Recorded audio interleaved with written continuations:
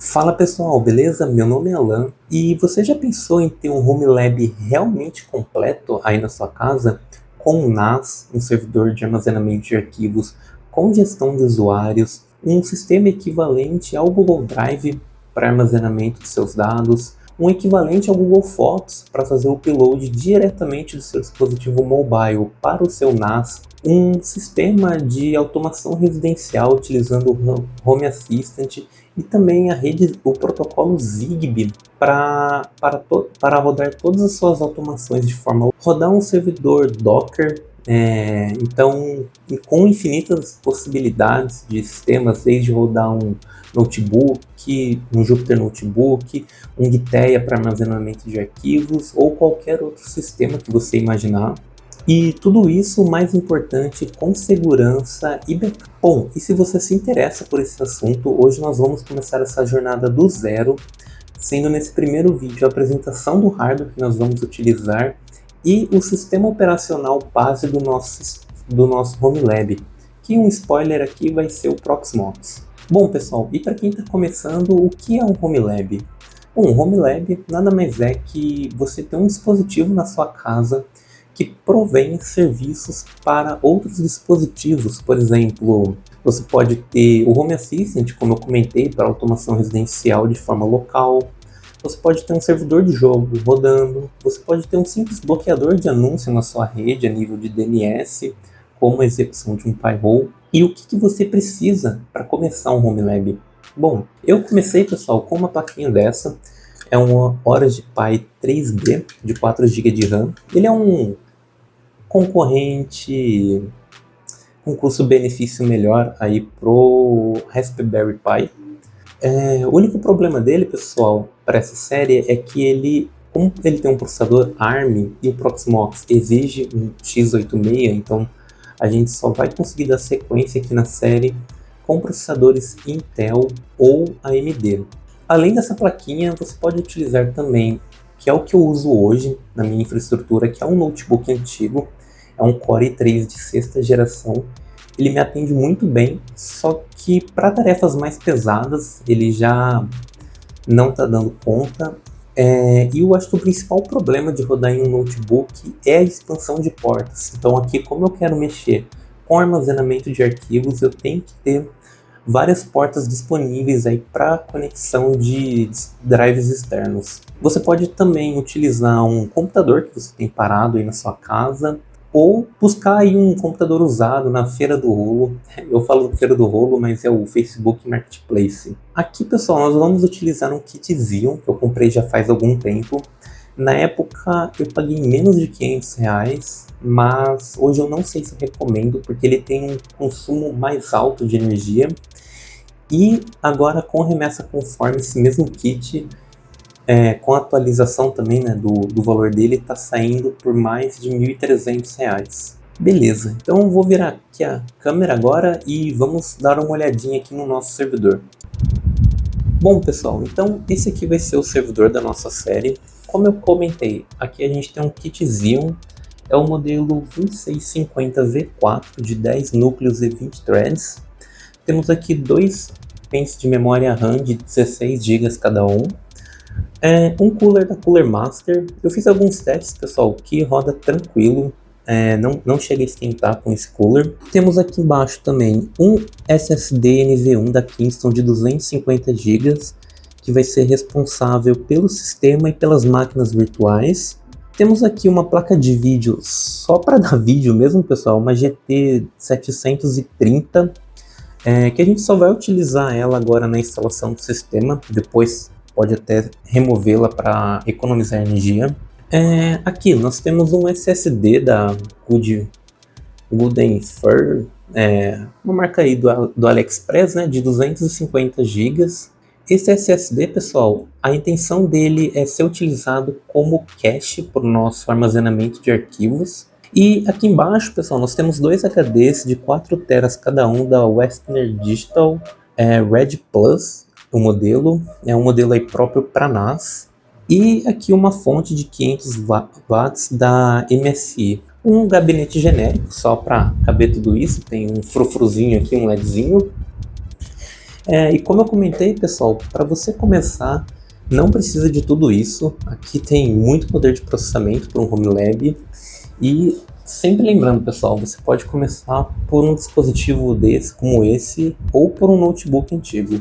Bom, pessoal, e aqui para o nosso home lab, eu escolhi o sistema Proxmox para nós utilizarmos como base. Bom, o que eu vejo como principal vantagem do Proxmox, pessoal?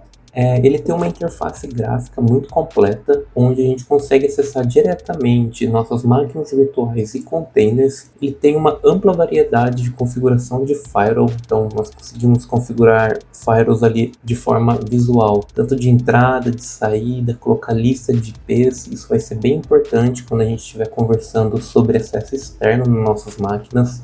E uma parte de backup muito completa também. Então, nesse momento que a gente vai instalar diversos sistemas, pode dar coisa errada, a gente pode fazer alguma configuração errada, e utilizando aqui o Proxmox é muito fácil dar um rollback, né, voltar a uma versão anterior. Pode deixar aí fazendo backup diários, etc. A gente pode até montar um volume do nosso compartilhamento de arquivo do NAS que vamos criar para copiar os backups do Proxmox, assim obtendo bastante espaço de armazenamento. Bom, pessoal, esse aqui é o site dele.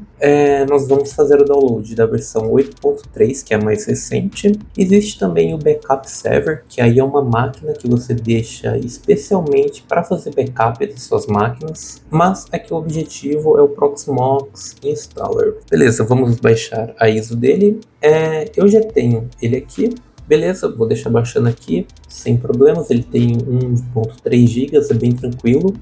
Depois de finalizar, pessoal, a gente precisa de um pendrive. Aqui eu tô com um adaptador com um SD, um micro SD, mas pode ser um pendrive, qualquer dispositivo USB. É importante, pessoal, que ele seja 3.0 velocidade, senão vai demorar bastante a instalação. Para passar a ISO que a gente está baixando pro pendrive, aqui eu escolhi utilizar o Balena Etcher no Mac. Mas se você estiver utilizando o Windows, eu recomendo que utilize o Yumi. Por que o Yumi, pessoal? O Balena ele vai instalar a ISO no pendrive e o seu pendrive só vai servir para isso.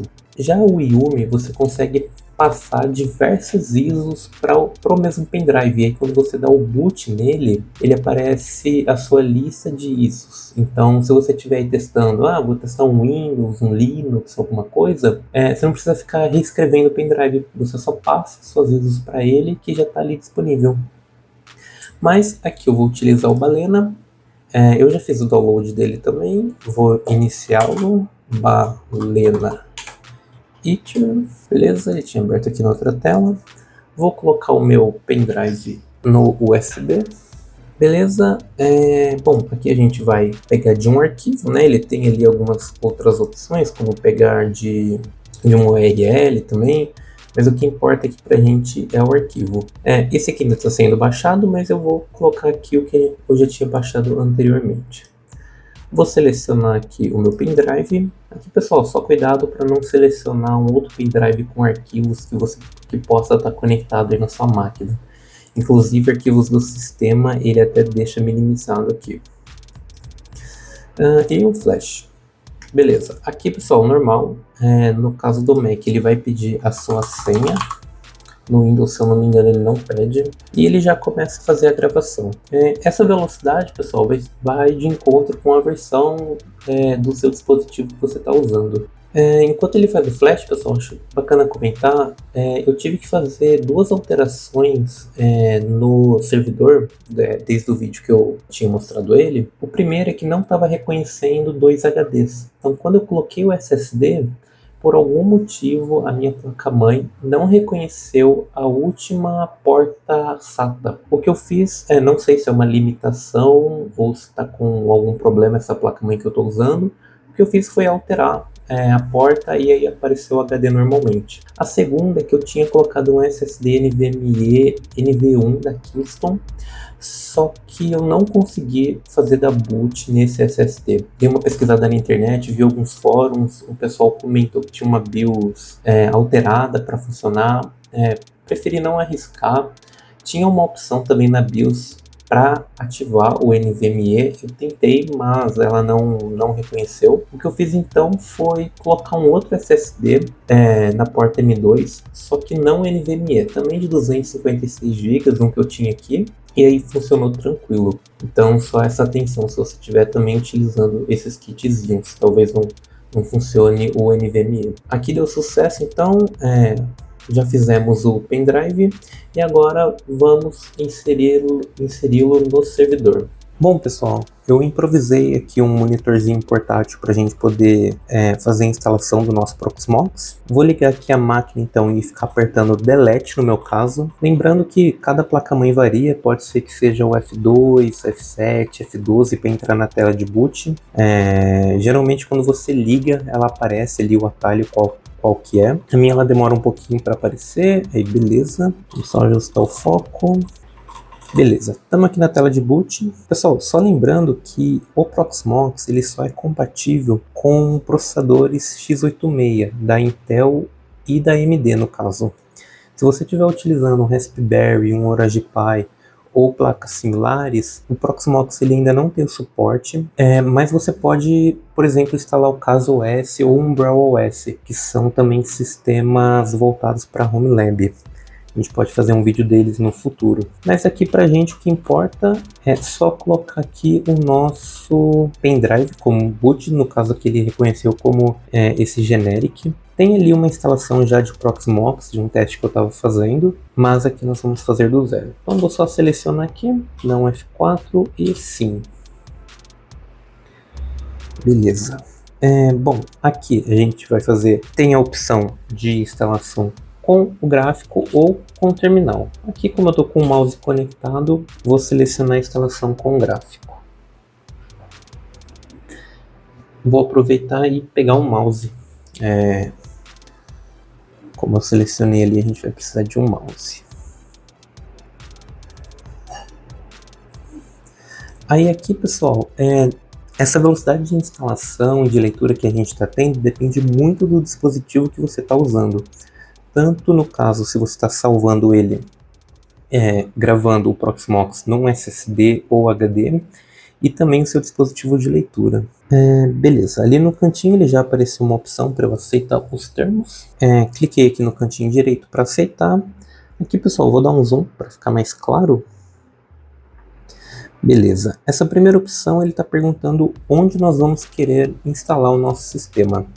Então aqui para mim aparece os dois HDs de 4 TB que eu comentei, o SSD de 240 GB que vamos utilizar como cache, e aqui o nosso SSD M2 no caso. Então é nele que eu quero fazer a instalação. Vou dar um Next, Country Brasil, já está certo. Aqui no meu caso é América São Paulo, minha time zone, e layout português. Next. Aqui, pessoal, a gente tem que criar uma senha que vai ser a senha root do sistema. Beleza. Aqui em e-mail, pessoal, podem colocar o seu e-mail. Nunca cheguei a usar ele dentro do Proxmox. Aqui é importante, pessoal, hostname seria como você vai acessar o seu Proxmox pelo seu computador sem digitar o IP, por exemplo, proxmox.local. Aqui é importante também você escolher o nome do seu cluster. Então, se você tiver mais de um Proxmox, se o seu hostname for Proxmox, vai ficar confuso ali na hora que você fizer da join, ter um compilado ali com um cluster com 2 máquinas. Então, nesse caso, eu vou colocar Proxmox01. Vai que no futuro a gente faça um cluster, né? Bom, IP address. Aqui, pessoal, eu vou colocar 192.168.200. Se você não sabe a sua faixa de IP, dá uma olhadinha no roteador, ou se você tiver no Windows, dá um ipconfig e ele vai mostrar qual é o seu IP, e aí você pode alterar a faixa final. Só tem que tomar cuidado qual que é o limite dela, e aí essa informação vai estar somente no roteador. Se você tiver no Linux ou Mac, você pode utilizar o ifconfig. A gente pode também fazer um vídeo um pouco mais completo sobre essa parte de redes. O meu gateway ele já pegou aqui automaticamente. E o meu DNS Server, que ele pegou esse IP 157 porque é uma máquina que eu tenho aqui para bloqueios de anúncio e sites maliciosos de DNS. No meu caso eu vou deixar esse mesmo, no de vocês podem apontar para o gateway, que ele só vai redirecionar para o DNS que está configurado, ou se vocês quiserem colocar o da Google, por exemplo, é 8.8.8.8 ou 8844. Lembrando, pessoal, que o DNS é o serviço que resolve os nomes de IP. Então, quando você digita google.com, não é que o endereço é google.com. Ele vai ser traduzido por um IP a partir de um servidor DNS. Essa que é a função. Vou dar um next nessa parte. Perguntando se eu quero dar um reboot automático depois da instalação. Sim, quero. E aqui agora ele vai fazer a instalação do sistema. Vamos aguardar. Eu não sei se ele vai dar agora, pessoal, mas uma das vezes que eu instalei o Proxmox, ele falou que eu já tinha uma versão instalada no meu disco Target. Me ofereceu duas opções, uma era abortar minha nova instalação ou continuar. Eu só continuei e ele forçou a instalação. Vamos ver se dessa vez ele vai aparecer também.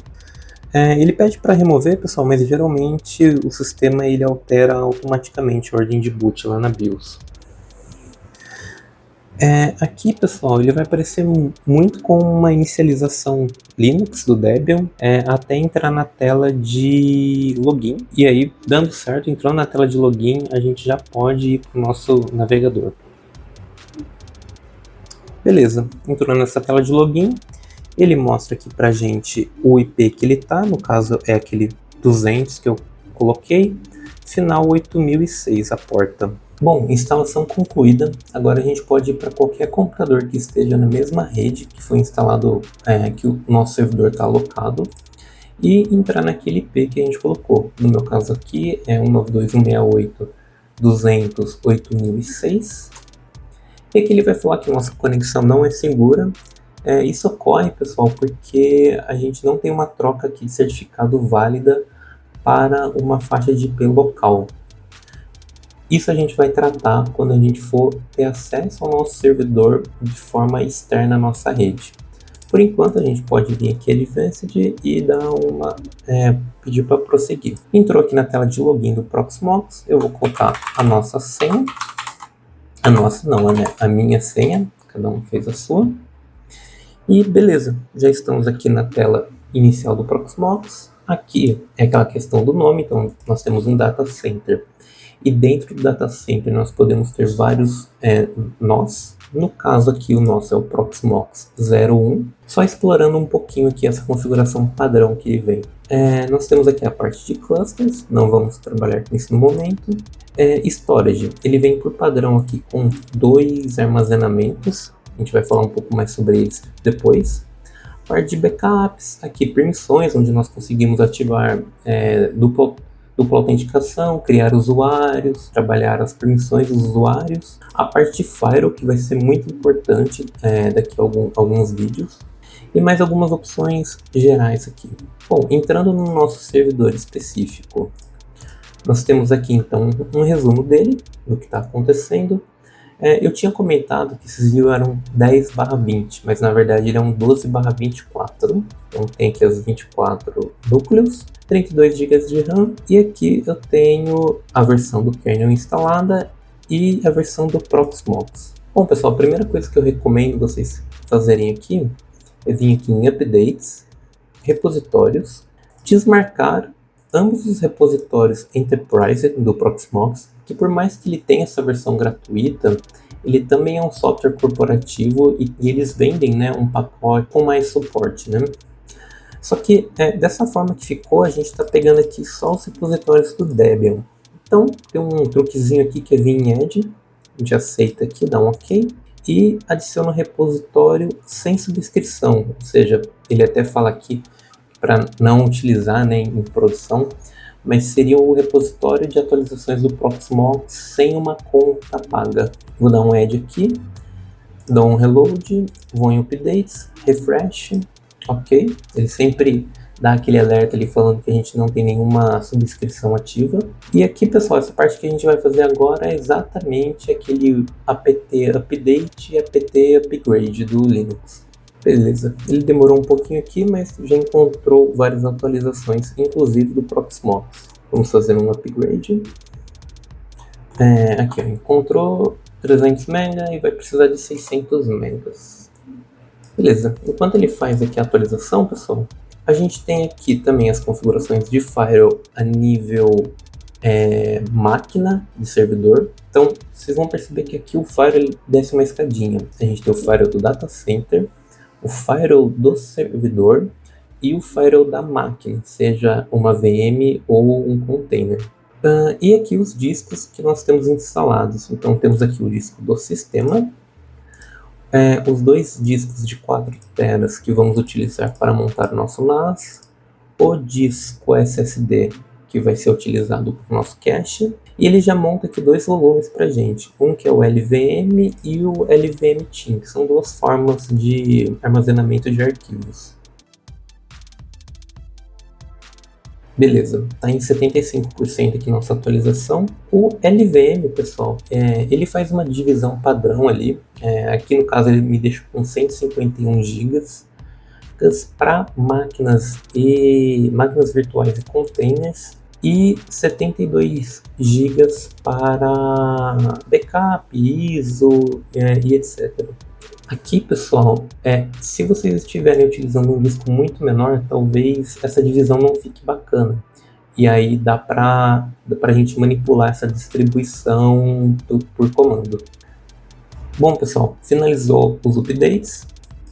Uma coisa que eu sempre recomendo vocês instalarem é uma aplicação chamada LM-Sensors.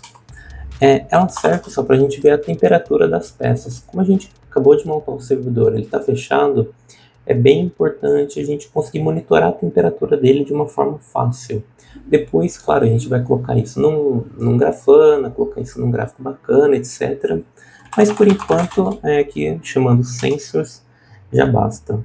Ele vai mostrar aqui a temperatura da placa de vídeo para a gente, tá? 49 graus. Lembrando que essa placa de vídeo a gente pode até tirar ela agora. Eu vou manter ela aqui para caso a gente precise fazer algum teste que demande conexão direta ali no vídeo do servidor. E aqui a temperatura dos núcleos do processador. A gente está aqui então com um pack de 37, uma média de 31, 32 graus, bem tranquilo. Isso já com a máquina fechada. Se você tiver outros componentes que mostram a temperatura, também vão estar aqui. Posso sair dessa parte aqui. Bom, pessoal, e agora aqui para finalizar o vídeo, vamos só subir uma ISO, que vai ser o assunto do próximo vídeo, de como criar uma máquina virtual. Bom, no meu caso aqui, eu vou vir aqui em ISO Images, vou fazer um upload, vou selecionar um arquivo, vou aqui no caso subir o próprio Proxmox, não vai ser a máquina que a gente vai subir, mas aqui só para simular, e vou fazer um upload. Aqui, pessoal, a velocidade vai ser com base na sua rede. Então, o servidor está ligado via cabo numa rede gigabit e o computador ele está ligado via Wi-Fi. Por mais que seja Wi-Fi de alta velocidade, ele está um pouco distante do roteador, por isso que está demorando um pouco. Beleza, a nossa ISO já está no Proxmox, ela já está disponível para criarmos máquinas virtuais e continuamos no próximo vídeo. Bom, pessoal, então agora o nosso Proxmox ele já está pronto para darmos sequência nas criações de máquinas virtuais, containers e demais configurações. Para esse vídeo era mais isso que eu queria mostrar. Eu gostaria muito do feedback de vocês. Como esse é o primeiro vídeo, eu queria entender melhor como está o ritmo, se eu devo ir um pouco mais rápido ou explicar melhor as coisas. Quero muito feedback de vocês. E se gostaram dessa série e querem acompanhar essa saga nossa de montar um Home Lab completo, se inscrevam, deixem o like e é isso, pessoal. Valeu!